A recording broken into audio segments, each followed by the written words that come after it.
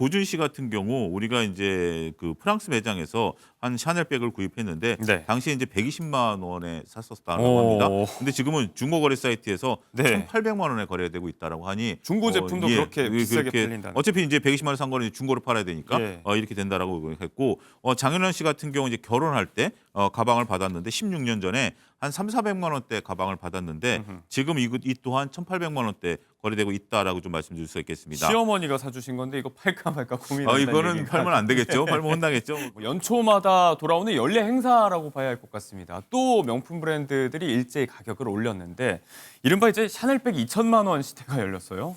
예, 그렇습니다. 우리가 이제 지금 지난 13일에 일부 제품을 인상함으로써 샤넬백 같은 경우 한 7.5% 올라가면서 2천만 원 시대가 열렸다라고 말씀드릴 수 있겠습니다.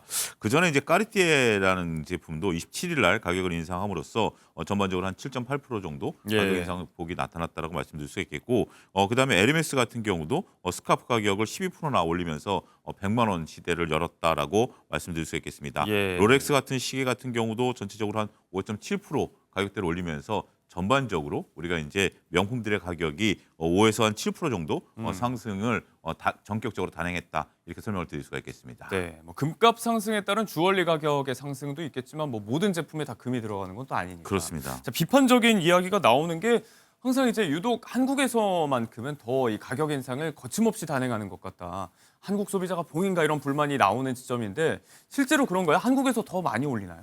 예, 그렇습니다. 일단 뭐 비교를 하게 된다라면 최근 5년간 프랑스에서는 한 65% 정도, 그다음에 미국에서는 한 60% 정도, 중국은 68% 정도 올랐습니다. 하지만 한국에서만큼은 이러한 부분들보다는 전반적으로 크게 가격이 올랐다라고 좀 말씀드릴 수 있겠습니다. 5년 동안에 한 2배 가까이 올랐다라고 좀 말씀을 드릴 수 있겠습니다. 샤넬의 한 백 같은 경우 우리가 전체적으로 봤을 때 5년 전에 이제 한 1,800만 원 정도였던 것이 지금 2천만 원이 넘는, 그러니까 2020년에 한 1,000만 원 정도였던 것이 지금은 이제 2천만 원까지 올라가면서 2배 가까이 올랐다라고 좀 말씀드릴 수 있겠죠. 이들의 얘기는 뭐 일단은 환율이 변동했고 원자재 가격이 상승했고 인건비 부담이 있다라는 부분들인데 이건 우리나라만 해당되는 건 아니죠. 모든 산업에 또 해당이 되는 해당되는 상황인데 우리나라는 좀 유독 높았다라는 건데 한국 같은 경우 명품에 대한 가격 저항대가 없다라는 것이 이렇게 가격이 올라가는 중요한 부분들이다라고 말씀드릴 수 있겠습니다.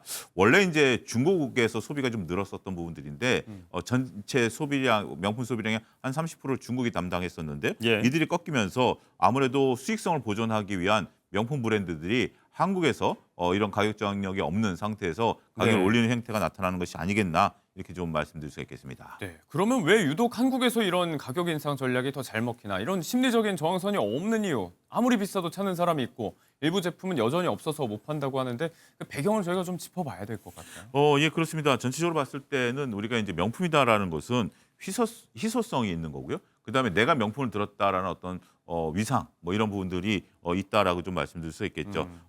그런데 전체적으로 이제 샤넬 같은 경우 가격을 올려낸다고 함으로써 희소성이 더 부각된다라는 것이 아이러니다라고 좀 말씀드릴 수가 있겠습니다. 그러다 보니까 이렇게 가격을 올리는 것이 또 하나의 재테크 수단으로서 인식이 되고 있는 것도 상당히 의미가 있다라고 볼 수 있겠는데 뭐 샤테크, 소위 뭐 샤테크, 롤테크, 롤테크 뭐 이런 얘기들이 좀 나오는 것 같아요.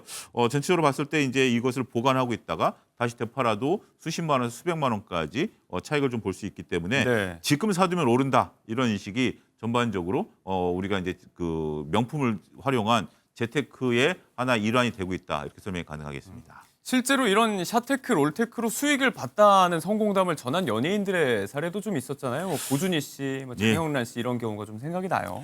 예, 그렇습니다. 고준 씨 같은 경우 우리가 이제 그 프랑스 매장에서 한 샤넬백을 구입했는데 당시에 이제 120만 원에 샀었다고 합니다. 근데 지금은 중고 거래 사이트에서 1,800만 원에 거래되고 있다라고 하니 중고 제품도 그렇게 비싸게 팔린다는. 어차피 이제 120만 원 산 거는 중고로 팔아야 되니까 이렇게 된다라고 했고 장윤환 씨 같은 경우 이제 결혼할 때 가방을 받았는데 16년 전에 한 3,400만 원대 가방을 받았는데 지금 이 또한 1,800만 원대 거래되고 있다라고 좀 말씀드릴 수 있겠습니다. 시어머니가 사주신 건데 이거 팔까 말까 고민한다는 이거는 얘기가 팔면 안 되겠죠. 팔면 혼나겠죠. 뭐 그런 부분들이 좀 있으니까 전체적으로 봤을 때 또 모델 겸 방송인 이현희 씨 같은 경우도 샤넬 가방을 구매했다가 4배 이상 되팔면서 샤테크에 성공했다라는 부분들이 아무래도 이렇게 좀 회자되고 있는 내용들이 아니겠나 싶습니다. 자, 그러다 보니까 이 추운 날씨에도 여전히 매장 앞에 오픈런을 하고 있는 사람들이 많다는 건데 하나 눈여겨봐야 될 게 조금 전에 이제 환율 이야기 해주셨지만 뭐 알바까지 고용하는 업주들, 뭐 외국인 소비자들이 꽤 많이 늘어났다는 이야기입니다. 한국에서 사는 게 지금 더 싸다는 얘기예요? 우리가 이제 원화가 약세이다 보니까 상대적으로 원화 약세일 때는 우리 이제 제품이 좀 싸 보이는 느낌들이 좀 예. 드는 거죠. 그러면서 외국 관광객들이 우리 이제 명품이 중국이나 일본보다 싸다라는 인식 속에 예. 많이 이제 대거 나타난다는 겁니다. 우리가 이제 지난해 같은 경우 엔저 때문에 일본 가서 명품 사자 맞아요. 뭐 이런 열풍이 있었던 거와 이제 비견한 부분들이다라고 말씀드릴 수 있겠습니다. 네. 특히 이제 위안화가 강세이면서 중국 소비자들이 이런 부분들을 좀 많이 하는데요. 아르바이트생까지 고용한다라고 합니다. 그러니까 예. 이제 1인당 구매할 수 있는 게 한계가 있기 때문에 아르바이트생한테 구체적으로 어떤 제품을 어떻게 사라라고 얘기를 하고 예. 그 부분을 통해서 이제 본국까지 송환하는 부분들인데 음. 또 이제 본국으로 송환할 때는 우리가 환급 서비스가 있습니다. 부가세에 대한 예. 이런 부분들까지 있기 때문에 굳이 비행기 값을 감안한다 하더라도 명품 비싼 명품에 대해서는 충분히 우리가 좀 싸다라는 인식들이 작용하고 있는 것이 아니겠나 싶습니다. 많이 사가면 많이 사갈수록 또 회수되는 부분이 있겠어요.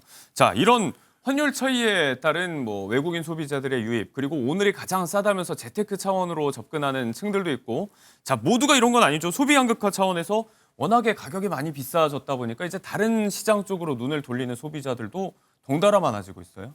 예, 그렇습니다. 우리가 이제 이렇게 이제 그 명품들을 소비한다라는 것은 예. 아무리 이제 뭐 어떤 효과가 있다 하더라도 나중에 이제 중고로 되판다 하더라도 워낙 절대 가격 차이가 크지 않습니까? 예. 그러다 보니까 온라인 쪽으로 조금 이제 오시는 분들이 좀 많다라고 예. 말씀드릴 수가 있겠습니다. 최근 업계에 따르면 샤넬 뷰티 같은 경우 우리가 이제 네이버 명품 브랜드 서비스에 이제 입점을 함으로써 네. 전체적으로 이제 다양한 제품들을 소비자들이 좀 싸게 구매할 수 있는 그런 부분들이 된다라고 좀 말씀드릴 수 있겠습니다. 접근성도 좋아지고요. 접근성도 좋아지고 있다라고요. 그래서 우리가 이제 패션 뷰티에서 전반적으로 이런 부분들이 나타나면서 이제 공동 구매라든지 예. 아니면 뭐 중고 쪽에서 눈 돌리는 분들도 있다라고 좀 말씀드릴 수 있겠습니다. 예. 우리가 이제 이러다 보니까 이제 중고 시장 같은 경우도 이렇게 들썩거리고 있는데요. 합리적인 소비를 하는 분들도 있다라고 말씀드릴 수 있겠죠. 예. 우리가 이제 중고를 왜 그러면 사느냐라고 물어보니까 응답자의 80%가 가격이 저렴해서 나라라는 부분들에 대한 얘기한다라고 말씀드릴 수 네. 있겠습니다. 아무래도 중고가 팔린다라는 것은 우리가 그 상표에 대한 프리미엄 브랜드를 인정한다라는 거기 때문에 그래서 명품이겠죠. 네. 명품이기 때문에 원래 본래 시장도 있긴 하겠습니다만 그다음에 이제 그 중고 시장까지 두 시장이 다 네. 공동으로 커지고 있는 그런 현상들이 나타난다라고 봐야 될 것 같습니다. 네, 중고 시장 이야기도 저희가 조금 이따 더 해보도록 하고 네. 일단 여기에 또 예전에 저희가 다뤘던 얘기인데 젊은 세대를 중심으로 듀프라고 해서 이게 듀플리케이티드면 말 그대로 이제 복제품인데 예. 값싼 대체품을 찾는 수요도 늘고 있다는 게 한 몫을 한다고 봐야 될 것 같습니다. 다만 이거는 이제 가성비 소비라는 측면이 있고 네. 그래도 뭐 상표권을 베낀 건 아니지만 엄연히 디자인을 따라한 건데 표절 아니냐 논쟁의 지점은 있는 것 같아요. 예, 그렇습니다. 요거는 이제 짝퉁과는 좀 다릅니다. 네. 짝퉁은 이제 불법이죠. 우리가 이제 사서는 안 되는 제품인데 로고까지 다 따라한 걸 이야기하는 그건 거고. 이제 짝퉁이다라고 말씀드릴 수 있겠는데 우리가 이제 듀프 제품이다라고 한다라면 전반적으로 이제 비슷한 성향의 제품, 그다음에 아니면 비슷한 품질을 유지하는 제품을 듀프 제품이다라고 좀 말씀드릴 수 예. 있겠습니다. 이러한 부분들에 대해서는 법 테두리를 벗어난 것이 아니기 때문에 충분히 사용이 가능한 부분들인데 네. 그 대표적인 예로 미국 월마트의 월킨백이라든지 네, 맞아요. 우리가 이제 중국 팝마트 캐릭터인 라부부를 본따마는 라푸프라든지 이런 부분들에 대해서는 충분히 우리가 듀프 제품이다라고 말씀드릴 수가 있겠습니다. 네. 그리고 이제 이런 제품들을 발굴하는 것에 대해서 자부심을 느끼는 소비자들도 있는 거죠. 하지만 유한솔 앵커 말씀하신 것처럼 예. 이게 불법은 아니에요. 하지만 원래 제품을 만들기 위해서 제품 개발과 마케팅 그런 것들을 단순히 베낀다라는 측면에 있어서는 예. 조금 불편한 시각도 있는 것은 사실입니다. 너무 쉽게 남들이 어렵게 개발한 것을 그대로 따라한다라는 점에 있어서 네. 불법은 아니지만 이 점에 대해서는 좀 고민해야 될 거리가 이제 충분히 있다라는 점도 염두에 두셔야 되지 예. 않을까 싶습니다. 한편으로는 말씀하신 대로 이제 가성비 소비 측면에서 중고 명품을 찾는 사람들도 계속해서 늘고 있는데 여기서 조심할 건 이제 듀프가 아니고 조금 전에 말씀하신 그 네. 이른바 짝퉁 가품 구매 위험성이에요. 이 경우는 이제 배우 유인영 씨 사례가 좀 조명을 받기도 했었잖아요. 그렇습니다. 이제 우리가 이제 중고 거래도 온라인으로 이루어지는 경우가 있는데 유영희 씨 같은 경우 온라인으로 유인영 제품을 구매를 했다라고 합니다. 그러면서 이제 그 시계를 차고 나왔는데 일부 이제 시청자들께서 보면서 저거 짝퉁 아니야?라고 예. 하니까 본인이 직접 매장을 찾아가서 이것을 확인을 했습니다. 감정 시도를 했어요. 감정을 했는데 정말 떨리는 마음으로 지금 화면에 나오고 있는데 네. 다행히도 이제 배터리만 갈면 된다. 아하. 진품이 맞다라는 네. 부분들이 있었습니다. 따라서 우리가 이제 중고 거래를 할 때는 이러한 확인된 그 업체를 이용하는 것도 하나의 중요한 포인트가 되지 않을까 네. 말씀드릴 수 있겠습니다. 많은 경우는 개인 간에 이렇게 비대면 거래하는 것에 대한 위험성을 이야기합니다. 이 경우는 다행히 정품이었지만 소비자가 마음 놓고 중고 구매에 뛰어들게끔 하려면 이제 플랫폼 입장에서는 아무래도 얼마만큼 신뢰도를 구축하느냐가 관건이겠어요. 예, 그렇습니다. 일단은 명품 이제 중고 플랫폼 같은 경우는 걱정 없는 명품 소비다라는 점을 내세우면서 네. 우리가 전체적으로 가격이라든지 제품에 대한 검수 이런 것들을 나타내는 것이 필요하다라고 좀 말씀드릴 수가 있겠고요. 그다음에 렌탈 하시는 분들도 있습니다. 렌탈하는 경우도 우리가 믿고 구매할 수 있는 네. 그리고 믿고 사용할 수 있는 이런 부분에 대한 검수 과정이 필요하다라고 말씀드릴 수가 있겠고 또 하나 이것을 이제 운송하는 과정에 있어서 파손이라든지 분실에 대한 위험도 있기 때문에 네. 프리미엄 배송을 앞세운 중고 명품 거래 플랫폼들이 나타났다라는 부분들도 네. 있기 때문에 이런 것들을 꼼꼼히 체크하는 것이 필요하지 않을까 싶습니다. 네.